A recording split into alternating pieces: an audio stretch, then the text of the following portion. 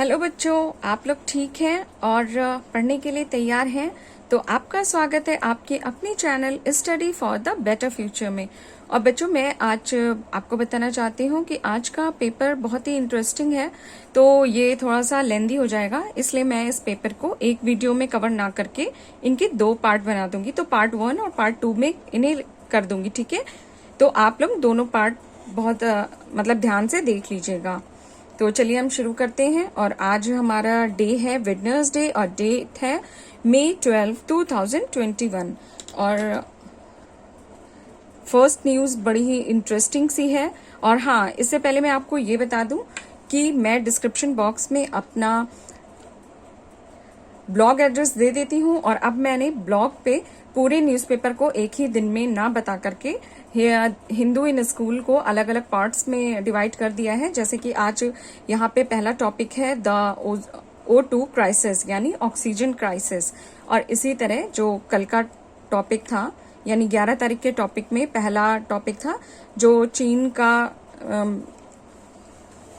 Rocket गिरा है मालदीव के पास हिंद महासागर में, उस टॉपिक को मैंने कवर कर लिया है। तो वो मैंने ब्लॉग पे सिर्फ एक पर्टिकुलर टॉपिक पूरी डिटेल में डाला है। और बाकी इस न्यूज़पेपर में जितनी भी क्विज होती हैं वो मैं आपको हफ्ते के आखिरी दिन दूंगी, यानी कि सैटरडे को, ठीक है। तो मैंने हर क्विज को अलग अलग डिवाइड करके दे दूंगी। जैसे कॉम्प्रिहेंशन है तो 6 दिन के कॉम्प्रिहेंशन एक साथ दे दूंगी। जितनी क्विज है वो सारी एक पेज पे होंगी, कॉम्प्रिहेंशन एक पेज पे होगा। और बाकी जो फर्स्ट पेज की न्यूज है ये आपको रोज के रोज ब्लॉग पे भी मिलती रहेगी डिटेल में। लाइक का ऐसे आप उसको यूज कर सकते हो, उसमें बहुत सारा डेटा होगा। अगर आपको किसी नोट्स में यूज करना है या अपने स्कूल की मैगजीन में कहीं भी, तो उससे आपको बेनिफिट होगा। मैं अपने ब्लॉग का एड्रेस डिस्क्रिप्शन बॉक्स में दे दूंगी और यहाँ पे भी बता देती हूँ। एड्रेस है www.studyforthebetterfuture.online। तो चलिए आज का टॉपिक शुरू करते हैं। और टॉपिक है द ऑक्सीजन क्राइसिस, जो कि हम रोज ही सुनते हैं अखबारों में कि ऑक्सीजन ना मिलने के कारण बहुत सारे पेशेंट की डेथ होती जा रही है। तो यहाँ पे देखते हैं इस टॉपिक में क्या दिया हुआ है। O2 ओजोन याद आ रहा है बार बार, oxygen. There is a shortage of medical oxygen in several parts of the country amid an unprecedented surge in COVID-19 case. But what is medical oxygen? Let's find out. तो जैसा कि हम देखते हैं कि हमारे इन्वायरमेंट में कितनी भी इन्वायरमेंट इमरजेंसी आ जाए, पर फिर भी अभी भी ऑक्सीजन ठीक ठाक है। तो लेकिन उसके बावजूद भी कोविड पेशेंट को मेडिकल ऑक्सीजन ही चाहिए होती है। तो आखिर वो मेडिकल ऑक्सीजन क्या है, ये हम इस टॉपिक में देखेंगे। यूज्ड इन हेल्थ केयर, तो ये जो मेडिकल ऑक्सीजन है ये हेल्थ केयर में यूज होती है। इस तरह के बड़े बड़े सिलेंडर्स में आपने देखा होगा, हॉस्पिटल्स में बहुत सारे सिलेंडर्स में यूज होती है। तो यहाँ पे बताया गया है, you may think There is enough oxygen in the air around us. हम सोच सकते हैं कि हमारे आसपास की हवा में पर्याप्त ऑक्सीजन है, लेकिन फिर भी अगर हम अपने एटमॉस्फेयर का कंपोजिशन देखें बाकी और भी गैसेस के साथ में, तो ऑक्सीजन केवल 21% है and rest of the mixture of other gases such as nitrogen, सबसे ज्यादा नाइट्रोजन है 78, और 21% ऑक्सीजन हो गया। और अब 78 प्लस 21 कितना होता है, 99। यानी अब 99% के बाद जो 1% गैसेस बचती हैं उसमें ऑर्गन एंड कार्बन डाइऑक्साइड और बहुत सारी गैसेस मिलके कंपोजिशन बनाती हैं। तो मैंने इसे थोड़ा आपको आसानी से समझाने के लिए यहाँ पे एक ग्राफ दिया हुआ है। ये देखिए, ब्लू वाला नाइट्रोजन है 78%, ग्रीन वाली 21 ऑक्सीजन है, और बाकी 0.04 कार्बन डाइऑक्साइड है, और जो बाकी बचती हैं वो अदर गैसेस। और अदर गैसेस में भी सबसे ज्यादा हिस्सा आर्गन गैस का होता है। मेडिकल ऑक्सीजन शुद्ध ऑक्सीजन है जिसका उपयोग अस्पतालों में मरीजों के इलाज के लिए किया जाता है, जो कि वायु से ऑक्सीजन को एक विशेष प्रकार की तकनीक का उपयोग करके अलग किया जाता है और उसके बाद इन्हें सिलेंडर्स में भरा जाता है। इस तरीके से ऑक्सीजन की आपूर्ति की जाती है। LMO क्रायोजेनिक टैंकर में बहुत कम तापमान पर तरल यानी लिक्विड फॉर्म में ये ऑक्सीजन सिलेंडर में भरी होती है और इस तरह से इनको एक जगह से दूसरी जगह पे ले जाया जाता है और मरीजों को सांस लेने के लिए आवश्यक होने पर कमरे के तापमान पर मेडिकल ऑक्सीजन गैस में चेंज हो जाती है और इसको लिक्विड फॉर्म में इसका भंडारण बहुत आसान होता है, क्योंकि आप जानते होंगे जो गैस होती है उसके मॉलिक्यूल्स बहुत दूर दूर होते हैं, तो गैस को इकट्ठा करने के लिए बहुत बड़ी जगह चाहिए, है ना। तो उसको कंप्रेस करके लिक्विड फॉर्म में बनाया जाता है, तो इसलिए उसको बहुत ज्यादा मात्रा में कम स्पेस घेर के उसे इकट्ठा कर लिया जाता है। ऑक्सीजन के विभिन्न ग्रेड हैं, जैसे औद्योगिक ऑक्सीजन, एविएटर ऑक्सीजन एंड चिकित्सा oxygen. As a life saving gas, तो ये जो है ये ऑक्सीजन हमारी जीवन रक्षक गैस है। आपने देखा होगा कि कभी आपका मुंह तकिया से कोई ढक दे तो आपको कितनी उलझन होने लगती है। ऐसा इसलिए होता है क्योंकि हमारी जो बॉडी है वो बहुत सारे करोड़ों सेल से मिलके बनी होती है और जो सेल्स होती हैं उनका फूड ऑक्सीजन होता है, तो अगर उनका खाना पीना ही रोक दिया जाएगा तो वो डेड होने लगती हैं। इसलिए यहाँ दिया है the oxygen we breathe gets into our blood streams providing our body with energy, और ये खून के द्वारा पूरे शरीर में बहती हैं और हमें ऊर्जा प्रदान करती हैं। Every cell in our body needs oxygen for proper functioning, और प्रॉपर फंक्शन करने के लिए हमें ऑक्सीजन चाहिए होता है। जैसे आपने सुना होगा कि ये जो जापानी इंसेफेलाइटिस हुआ था, जब अभी लास्ट 2 ईयर पहले जब गोरखपुर में जो केस हुआ था जहाँ पे एक डॉक्टर को निलंबित कर दिया गया था, मे बी डॉक्टर खान नाम है उनका, तो वो उस समय उन बच्चों को भी ऑक्सीजन की ही जरूरत होती है, क्योंकि वो वायरस बॉडी में जाके, जापानी इंसेफेलाइटिस जो मच्छरों से फैलता है, वो क्या करता है कि हमारे दिमाग में जा करके दिमाग की जो मेम्ब्रेन होती है, ब्रेन मेम्ब्रेन, उसमें स्वेलिंग कर देता है, तो ब्रेन को प्रॉपर ऑक्सीजन नहीं मिल पाती है, तो ब्रेन डेड होने लगता है। ठीक है, तो ऑक्सीजन का इतना बड़ा काम होता है कि ऑक्सीजन आपका बॉडी तभी फंक्शन करेगा जब उसको प्रॉपर ऑक्सीजन मिलेगी। ठीक है, and supply our tissues and cells we need supplement oxygen to keep our organs healthy, और हमें इसीलिए प्रॉपर ऑक्सीजन चाहिए क्योंकि तभी हम हेल्दी रह सकते हैं। और इसीलिए ऑक्सीमीटर से इस समय ऑक्सीजन को नापने की सलाह दी गई है कि आपकी शरीर में जैसे ही ऑक्सीजन कम होने लगे आप तुरंत डॉक्टर की सलाह लीजिए कि उसे कैसे हम बढ़ा सकते हैं, क्योंकि कभी कभी बॉडी इंडिकेट नहीं करती है और ऑक्सीजन अचानक ड्रॉप हो जाती है। एंड सेकेंड है इन कोविड-19 emergencies, तो medical oxygen is a critical component in the treatment of patient with कोविड-19 as one of the most common symptoms of the coronavirus is shortness of breath and difficulty in the breathing। तो कोविड-19 हमारे lungs पे ही attack करता है और जब patient की हालत बहुत ज़्यादा गंभीर होने लगती है तो उसके शरीर में ऑक्सीजन एक्सचेंज कार्बन डाइऑक्साइड का रुकने लग जाता है। और ये टॉपिक अगर आपको बहुत अच्छे से समझना हो तो मैंने अपने ब्लॉग पे बताया है कि कोविड जो होता है वायरस, वो आपके शरीर में जाने पे किस तरह से इन्फेक्शन करता है और क्यों सिर्फ आपके लंग्स पे ही इन्फेक्शन करता है। ठीक है, तो ये मैकेनिज्म आप वहाँ पे समझ सकते हैं। अभी तो मैं यहाँ पे बहुत सारी चीज़ें डिटेल में नहीं बता सकती, तो इसलिए इस समय कोविड-19 के समय मेडिकल ऑक्सीजन की सबसे ज़्यादा ज़रूरत पड़ रही है, जो कि काफ़ी कमी भी हो गई है इसी कारण से, क्योंकि मोस्टली 90% जो मरीज हैं उनको ऑक्सीजन की ही ज़रूरत हो रही है, वरना उनके बॉडी पार्ट्स काम करना बंद कर दे रहे हैं और फिर वेंटिलेटर चाहिए होता है, और हम सबको पता है कि हमारे पास वेंटिलेटर्स इजीली अवेलेबल नहीं हैं। And COVID-19 is said to the primarily affect the lungs in patient as the cause oxygen deficiency in the body because its impact on the lungs. Patient are put oxygen therapy to maintain the function of the vital organs. Vital organs का मतलब है जैसे liver है, lungs है, आपका brain है.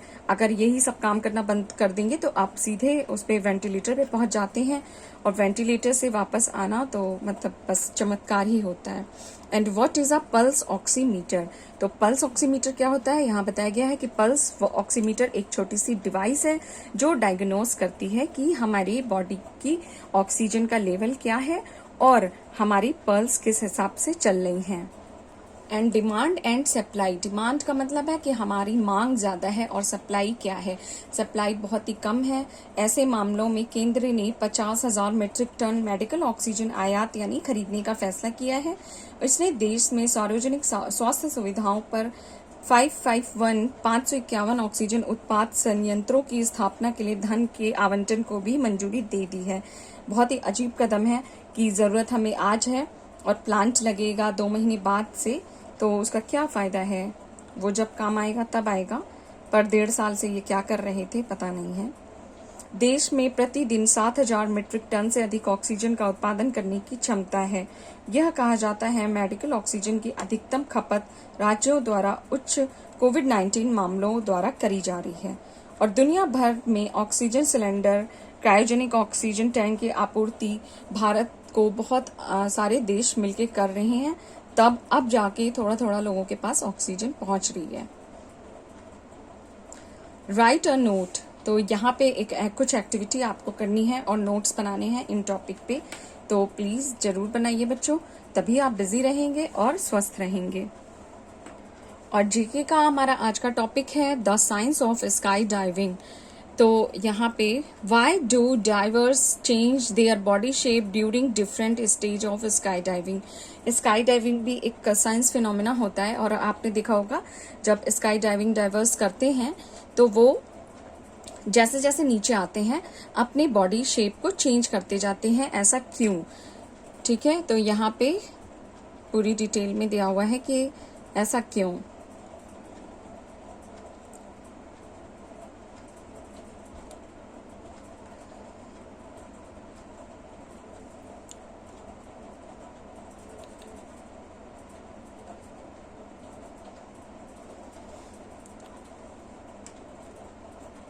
यहाँ पे बताया गया है वेट फॉर योर टर्न. हालांकि आप जो भारत में स्काई डाइविंग करने के लिए कानूनी उम्र है वो 16 से 18 की है, क्योंकि या फिर अपने माता पिता की आपको अनुमति चाहिए होती है, क्योंकि जो इसमें साइंस काम करती है वो सीखने के लिए एक प्रॉपर एज चाहिए होती है. इस वजह से आप बिना अनुमति के नहीं कर सकते. Interaction of force. तो यहाँ पे फोर्स के इंटरैक्शन से स्काई डाइवर्स अपने बॉडी शेप को चेंज करते हैं. मैं इस टॉपिक को बहुत ज्यादा लंबा नहीं खींच रही हूं, तो यहाँ पे मैंने जूम कर दिया है और आप बस एक बार रीड कर लीजिएगा.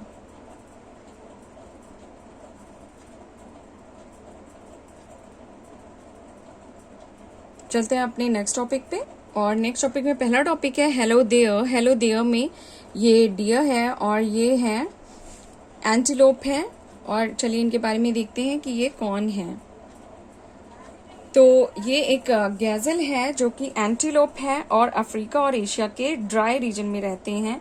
और इनके पास लाइक अ स्प्रिंग टाइप के सींग हैं. इसे हिंदी में वलयकार भी कहते हैं. और इनकी बॉडी पे लाल और भूरे रंग का कोट है, यानी कि फर वाले बाल होते हैं. और ये इन्होंने डेजर्ट यानी रेगिस्तान की लाइफ को अडॉप्ट कर लिया है and extracting water from the plants. और ये पानी के लिए मतलब किसी इनको नदी तालाब पे निर्भर नहीं रहना पड़ता है.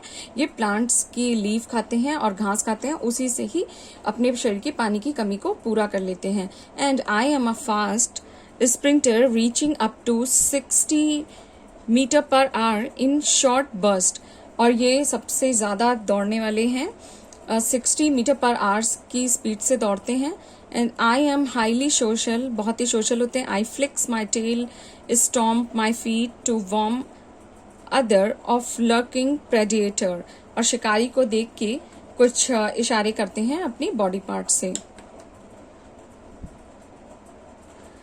और ये यहाँ पे छोटे छोटे से क्या है, ये नीलगिरी के मार्टिन हैं। इन्हें मार्टिन नाम से पुकारा जाता है और ये नीलगिरी यानी भारत में पाए जाते हैं और बहुत ही स्मॉल मैमल नेटिव हैं, वेस्टर्न घाट नीलगिरी में मिलते हैं। And I have a deep brown coat from head to rump, fore quarters are usually yellow to orange. इनकी पूरी बॉडी आप देख रहे हैं कि ब्लैक कलर के कोट से यानी फर से ढकी हुई है और आगे के हिस्से में ऑरेंज कलर के फर हैं। And I am diurnal and spend most of the many time on tree. ये अपना ज़्यादातर समय ट्री पे बिताते हैं और इनकी डाइट है birds, mammals, insect, but I may eat fruits and seed at time. और ये मतलब सब कुछ खाते हैं, ठीक है। With only around 1000 member left, I am listed as vulnerable on IUCN की रेड लिस्ट में।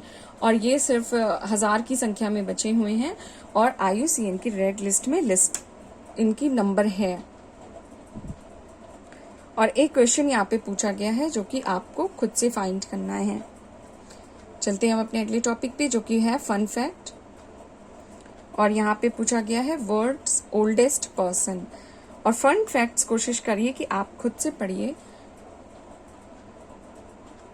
समिटिंग माउंट एवरेस्ट सेकंड है, क्योंकि ये न्यूज़पेपर ऐसा है कि जब आप इन चीज़ों को खुद पढ़ेंगे, क्योंकि इनमें कुछ भी समझाने लायक नहीं होता है। जो भी फर्स्ट पेज पे समझाने वाला था वो मैं आपको बहुत ही डिटेल में समझाती हूँ, तो इसकी क्विज वगैरह आप खुद करिए तभी मज़ा आएगा पेपर पढ़ने में।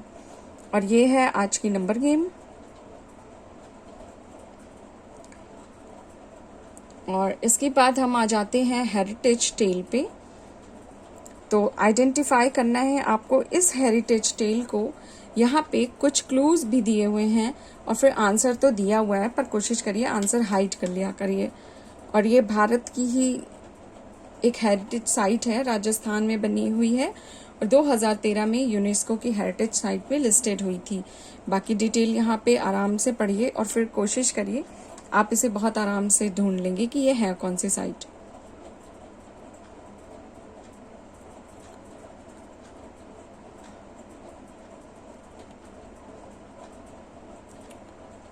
और आज का वर्ड ऑफ द डे है the Hindu in school word of the day पॉसिटी। पॉसिटी माने होता है किसी चीज की कमी, यानी इनसफिशिएंट क्वांटिटी और नंबर। बहुत ही अच्छा शब्द है, इसको अपनी वोकैबुलरी डायरी में जरूर लिख लीजिए। और एग्जाम्पल है there is a paucity of information with regard to the case. और ये एक क्विज है अनस्क्रैम्बल जो कि डिस्कवर है कॉमिक स्ट्रिप कैरेक्टर से रिलेटेड।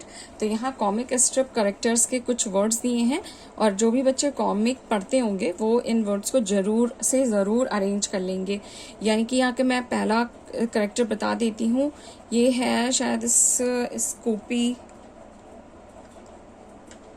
और ये पिक्चर स्टोरी है जो कि कोविड-19 को दिखाती है कि महामारी किस तरह से फैली हुई है, क्योंकि अभी दिल्ली में 2 दिन पहले से मेट्रो को पूरी तरीके से बंद कर दिया गया है। तो ये वहीं की पिक्चर है, सारी मेट्रो लाइन से खड़ी हुई हैं स्टेशन पे। चलते हैं हम अपने अगले टॉपिक पे और जो कि है 1 मिनट क्विक काउंट। यहाँ पे ये पहली पिक्चर दी हुई है और यहाँ पे आपको बताना है how many feet are raised in the air. तो कितने पैर हैं जो कि हवा में आपको दिख रहे हैं। और 2 मिनट वर्ड सर्च है। आज आपको यहाँ पे सर्च करने हैं 6 वर्ड चिल्ड्रन मूवी से रिलेटेड। Spot 6 famous title. तो फेमस टाइटल कोई भी चिल्ड्रन मूवी का है, जैसे हैरी पॉटर भी है, फ्रोजन है और बहुत सारी मूवीज़ हैं बच्चों की। तो इस ग्रिड में से ढूंढ के दिखाइए जो भी आपको याद आ रही हो। नहीं याद आ रही हैं तो गूगल पे सर्च करिए। एंड 3 मिनट फन रीड है। आज यहाँ पे भारत के मॉन्यूमेंट्स के बारे में बताया गया है और इस इस टॉपिक में ही लिखा है कि दुनिया भर के स्मारक बड़ी और पुरानी इमारतें हैं जो सांस्कृतिक, ऐतिहासिक और धार्मिक महत्व रखती हैं। क्योंकि स्मारकों को उस जगह गहराई से बांधा जाता है जहां वो स्थित होती हैं, और वास्तव में इस कारण एक समय अवधि में निश्चित संरचना को बनाए रखना आसान नहीं है, लेकिन इसी के साथ वो वहां पे स्थित होती हैं और गहरे भावार्थ को भी समझाती हैं। उत्तरी अमेरिका से लेकर ऑस्ट्रेलिया तक हर महाद्वीप में स्मारकों का अपना एक अलग महत्व है। अपने लंबे इतिहास और संस्कृति को देखते हुए भारत में कई सदियों से स्मारकों का अच्छा खासा हिस्सा है। मंदिर, महल, मकबरों से लेकर मस्जिद और गिरजाघरों तक, और उनमें से कुछ का निर्माण सदियों पहले हुआ या फिर बहुत सारे शासन आने के दौरान हुआ, और प्रत्येक स्मारक एक अलग कहानी बयान करती है और वो हमें एक ऐसे दौर में ले जाती है जहाँ मतलब हम उस समय के इतिहास को समझ सकते हैं। और उसके बाद यहाँ पे एक एक्टिविटी कॉर्नर है जहाँ पे 2 क्वेश्चंस दिए हुए हैं जिसे आप सॉल्व करिए या गूगल पे सर्च करिए। अनस्क्रैम्बल इन अ मिनट में जब हम इन अल्फाबेट्स को अरेंजिंग ऑर्डर में लगाएंगे तो हमारी स्पेलिंग बनेगी CONCOCTION, कॉन्कैक्शन। कॉन्कैक्शन माने होता है बहुत सारी चीजों का मिक्सचर, यानी a mixture of various ingredients और एलिमेंट्स। और अब हम आ गए हैं द हिंदू इन स्कूल के कॉम्प्रिहेंशन वाले पार्ट पे, और ये बच्चों के लिए बहुत ही इम्पोर्टेंट पार्ट है और मैंने इनके कठिन शब्दों को वोकैबुलरी में बना के वीडियो अपलोड ऑलरेडी कर दिया है। तो जब आप इस वीडियो को देखेंगे तो आप वोकैबुलरी वाला वीडियो देख लीजिएगा पहले ही। हालांकि इसमें बहुत कम शब्द ऐसे मिले जिनमें कोई दिक्कत आपको आएगी।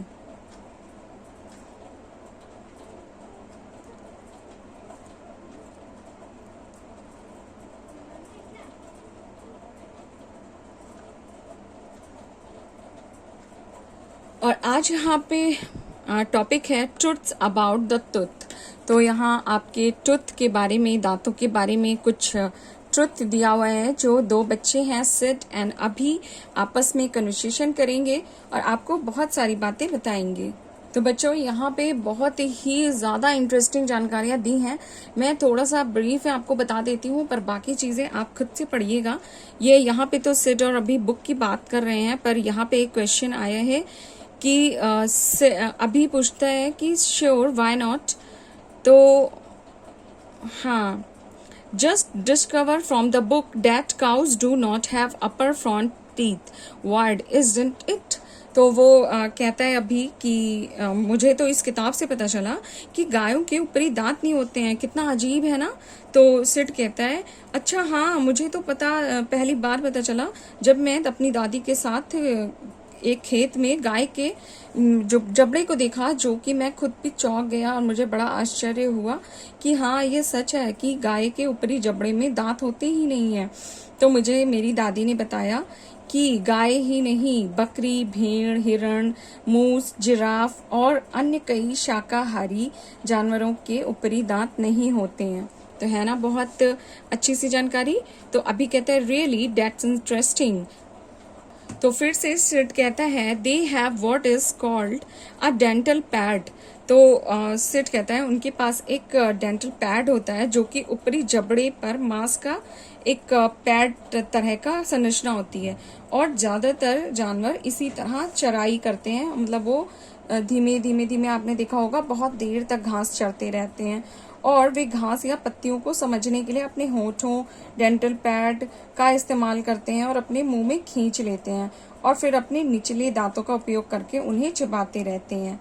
और फिर अभी कहता है ओके, शाकाहारी और उनके दांतों की बात करते हुए मुझे दरियाई घोड़े यानी हिप्पोपोटामस के दांतों की याद दिला दी। तो सिड ने कहा क्यों, उनके पास ऐसा क्या है। तो अभी ने कहा ओहो, तुम्हें इतना भी नहीं पता। Hippos have a pair of huge incisor at the curved lower canine teeth, यानी हिप्पो के पास विशाल इंसाइडर और घुमाव वाले निचले कैनाइन दांतों की एक जोड़ी होती है, लेकिन वो उन्हें खिलाने के लिए उपयोग नहीं किया जाता। वे इसके बजाय इसे कंघी करने के लिए उपयोग करते हैं। और हिप्पोज वनस्पति को खींचने के लिए अपने होठों पे ज्यादा भरोसा करते हैं, जो बाण मतलब जो बहुत ज्यादा बड़े बड़े होते हैं। आपने भी देखा होगा कि हिप्पो के ये दांत दिखा रहे हैं, पर वो हमें उनके दांत कभी दिखने को नहीं मतलब मुंह से दिखते नहीं है, हमेशा दिखते हैं उनके होंठ ही। तो इस तरह से यहाँ पे बहुत सारे इंटरेस्टिंग से क्वेश्चंस हैं। अभी और सिड एक दूसरे को बता रहे हैं, तो आप भी पढ़िए और फिर अपने दोस्तों में भी एक दूसरे को बताइए। और फिर यहाँ पे सिड कह रहा है कि क्या तुम्हें स्नेल के दांतों के बारे में कुछ पता है? तो अभी कहता है कि हाँ, ये मुझे पढ़ के कुछ याद तो आ रहे हैं। तो सिड कहता है कि हाँ, बहुत सारे। ग्राउंड घोंघे में लगभग 14,000 दांत होते हैं, जबकि अन्य में 20,000 से अधिक दांत होते हैं, और ये एक बैंडेड रिबन जैसी जीभ पर पंक्तियों में व्यवस्थित होते हैं, जिसे रेडुला कहते हैं। और मतलब बहुत अच्छी अच्छी जानकारी दे रहे हैं। ये देखिए, ये कुछ, और ये एक डक के तीत को यहाँ पे दिखाया गया है, और ये यहाँ पे स्नेल बना हुआ है। मतलब 20,000 दांतों को तो नहीं सोच भी नहीं सकते थे कि उनके इतने दांत होते हैं। तो सिड ने कहा कि अभी ने कहा तो वो इन दांतों को उपयोग कैसे करते हैं। सिड ने कहा कई घोंघे शाकाहारी होते हैं और फंगस और शैवाल खाते हैं, तो वो अपने दांतों का उपयोग इनकी कठोर सतह को निकालने के लिए करते हैं। अभी ने कहा ओके, समझ में आ गया। तो क्या आपको पता है बत्तख या कोई कुछ और अन्य पक्षियों के दांत में क्या व्यवस्था है? तो सिड ने कहा हाँ, बत्तख के पास अपने बिल के किनारों पर कंघी जैसी संरचनाएं होती हैं और वे दांतों के दांत लगते हैं। इसका उपयोग मिट्टी या पानी से भोजन को छानने के लिए करते हैं।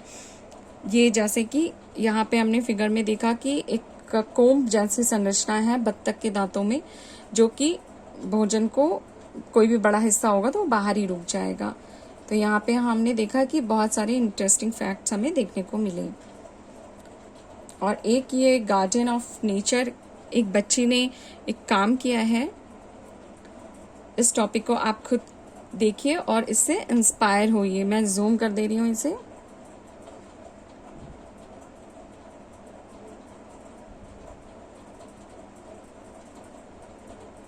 और ये 6 साल की बच्ची है।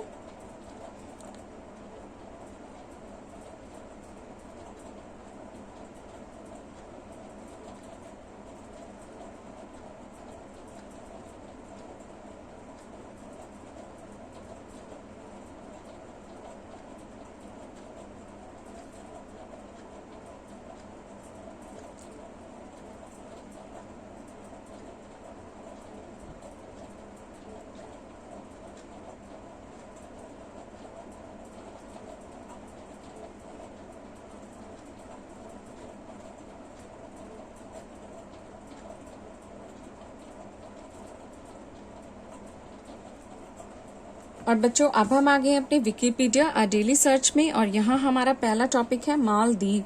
मालदीव फिलहाल कई दिनों से चर्चा में बना हुआ है, जब से चीन का रॉकेट, जिसे चीन ने नहीं बताया कि वो कहाँ गिरेगा, और वो फाइनली मालदीव की कैपिटल माले के बहुत ही पास इंडियन ओशन में आके गिर गया है फाइनली। तब से मालदीव बहुत ही चर्चा में बना हुआ है। तो चलिए देख लेते हैं मालदीव के बारे में। मालदीव एक ऐसा देश है जिसमें 1192 द्वीप शामिल हैं। इन सबको मिला के ये मालदीव बनता है और हिंद महासागर में स्थित है। यह श्रीलंका और भारत के दक्षिण पश्चिम हिस्से में है, यानी साउथ वेस्ट में है। और लगभग 298 वर्ग किलोमीटर में फैला मालदीव दुनिया के सबसे भौगोलिक रूप से बिखरे हुए क्षेत्रों का सबसे छोटा एशियाई देश है। इसकी राजधानी माले है, जिसे किंग्स आइलैंड भी कहते हैं, और इसको इसकी स्थिति के कारण प्राचीन शाही राजवंशों द्वारा शासित किया गया था। और 2020 में संयुक्त राष्ट्र ने नेल्सन मंडेला के जन्मदिन के लिए चिन्हित करने के लिए मालदीव को नेल्सन मंडेला नियम का एक स्थानीय भाषा में अनुवाद जारी किया था। और हमारे यहाँ लास्ट टॉपिक है नेल्सन मंडेला जी, और इन्हें हर बच्चे को जानना बहुत ही ज़रूरी है। मैं अपने डिस्क्रिप्शन में इनकी एक छोटी सी बुक आपको रिकमेंड कर दूंगी, उसका लिंक दे दूंगी। अगर हो सके तो आप लोग जरूर बाय कर लीजिएगा उस बुक को, क्योंकि कुछ महान हस्तियों के बारे में हमें पढ़ना बहुत ही मस्ट होता है। हर चीज़ फ़ायदे के लिए नहीं पढ़ी जाती है कि इसको पढ़ के हमें क्या होगा। बहुत सारी चीज़ें खुद के लिए पढ़नी चाहिए। तो नेल्सन मंडेला इनका पूरा नाम है नेल्सन रोलिहला मंडेला। 1994 से 1999 तक दक्षिण अफ्रीका के पहले अश्वेत राष्ट्रपति बने। अश्वेत मीन्स होता है ब्लैक राष्ट्रपति। और उनका जन्म 18 जुलाई 1918 को दक्षिण अफ्रीका के मावेजी में हुआ था और उनकी डेथ हो गई थी 5 दिसंबर 2013 को जोहान्सबर्ग में। 1990 के दशक की शुरुआत में दक्षिण अफ्रीका के राष्ट्रपति FW de क्लार्क के साथ उनकी बातचीत ने देश के नस्लीय भेदभाव को समाप्त करने में मदद की थी और उन्हें 1993 में शांति का यानी पीस का नोबेल प्राइज दिया गया था। और उन्हें जॉर्ज H.W. बुश अफ्रीकी समुदाय के बीच जॉर्ज H.W. बुश की ही तरह काफ़ी लोकप्रिय थे। और इन्हें लूना सोसाइटी ने मैंडेला को सम्मानित करने के लिए एक चंद्र गड्ढा नाम से भी नामित किया था। अमेरिका ने अंतरिक्ष यात्रियों को चंद्रमा पे भेजने के लिए एक समर्पित अंतरिक्ष मिशन शुरू किया था। इसे अपोलो कार्यक्रम के भी रूप में जाना जाता है। तो हमारा लास्ट वर्ड है अपोलो प्रोग्राम। तो ये है अपोलो प्रोग्राम की पिक्चर और अपोलो प्रोग्राम के बारे में जल्दी से देख लेते हैं। अपोलो कार्यक्रम 1960 और 1970 के दशक में अमेरिकी national aeronautics and space administration यानी नासा द्वारा संचालित एक मून पे लैंडिंग प्रोजेक्ट था, जो कि अपोलो अंतरिक्ष यान को अपने स्वयं के रॉकेट पावर के साथ भेजा गया था और उन्हें चंद्रमा पर जाने और चंद्रमा की कक्षा में उतरने की अनुमति दी गई थी। और अपोलो 11 एक अंतरिक्ष यान है जिसके दौरान कमांडर नील आर्मस्ट्रॉन्ग और moon module pilot Edwin Aldrin junior ने चंद्रमा पर उतरने वाले पहले अंतरिक्ष यात्री बने थे। अमेरिका और सोवियत संघ के बीच अंतरिक्ष दौड़ के दौरान अपोलो कार्यक्रम शुरू किया गया था और इस कार्यक्रम से सोवियत संघ के जोड़े ने 5 मिशन की सफलता के दबाव में था, जिससे कुछ जीवित प्राणियों को भेजा गया था और इन जीवों में मीटवर्म, पौधे और 2 रूसी कछुए भी शामिल थे। तो हम चलते हैं अपने लास्ट टॉपिक पे, रशियन टर्टाइज। कुछ ऐसा दिखता है रशियन टर्टाइज, इसके बारे में भी पढ़ लेते हैं। रशियन टर्टाइज मध्य एशिया के मूल निवासी छोटे कछुओं की एक प्रजाति है और हालांकि इस प्रजाति को आमतौर पर अफगान कछुआ या मध्य एशियाई कछुआ या हॉर्सफील्ड के रूप में भी जाना जाता है। एक बार रूस, अफगानिस्तान, कजाकिस्तान, पाकिस्तान, ईरान, चीन ये वाले ड्राई एरिड क्षेत्रों में पाया जाता है और अत्यधिक अवैध शिकार और शहरीकरण के कारण ये लुप्त प्राय सूची में शामिल हो चुका है। तो हमने विकिपीडिया देख लिया है और ये द हिंदू अपना स्पेशल ऑफर निकाल रहा है, तो आप इस वेबसाइट पे जाइए हिंदू की। अगर आपको सब्सक्रिप्शन चाहिए तो आप यहाँ से ले सकते हैं। और इसके बाद हम आ गए हैं फेस टू फेस पे। फेस टू फेस में ये क्लू दिया है, this Indian cricketer will play for Birmingham Phoenix in the inaugural edition of the 100। तो आप बताइए ये कौन सी प्लेयर हैं। और इसके बाद है ये सुडको। तो ये जो फेस टू फेस में जिनका आपको फेस दिख रहा है ये टीन एज की हैं और शेफाली वर्मा हैं और इन्होंने ये इंडिया T20 में अभी तक खेल रही थी और इनका नाम है शेफाली वर्मा। और अब हम आ गए हैं अपने लास्ट पेज पे जो कि स्पोर्ट्स न्यूज़ होता है और मैं आपको यहाँ पे बताना चाहूँगी कि इसका सेकंड पार्ट बनाने की ज़रूरत नहीं पड़ेगी क्योंकि ये हमारे 30 मिनट के अराउंड में पेपर ख़त्म हो चुका है, तो इसलिए सारा न्यूज़पेपर एक ही पार्ट में है। और आप प्लीज़ एक बार ब्लॉग पे विजिट ज़रूर करिएगा पर डे, क्योंकि आपको फर्स्ट न्यूज़ आराम से डिटेल में मैं लिख के दे दूंगी हिंदी में। तो आपको अगर कहीं पे ऐसे लिखना है, कहीं कुछ टॉपिक बोलना है, डिबेट में पार्टिसिपेट करना है, तो आप बहुत ही इजीली आपको वहाँ से डेटा मिल जाएगा। तो मेरे ब्लॉग का एड्रेस डिस्क्रिप्शन बॉक्स में है और मैं डिस्क्रिप्शन बॉक्स में कुछ अच्छी फेमस बुक्स भी आपको उनके लिंक प्रोवाइड कर दूंगी। अगर आप चाहें तो आप बाय कर सकते हैं। और मेरे ब्लॉग का एड्रेस है www.studyforthebetterfuture.online। और प्लीज़ चैनल को लाइक, शेयर, सब्सक्राइब करना बिल्कुल ना भूलें। Thank you, take care, bye.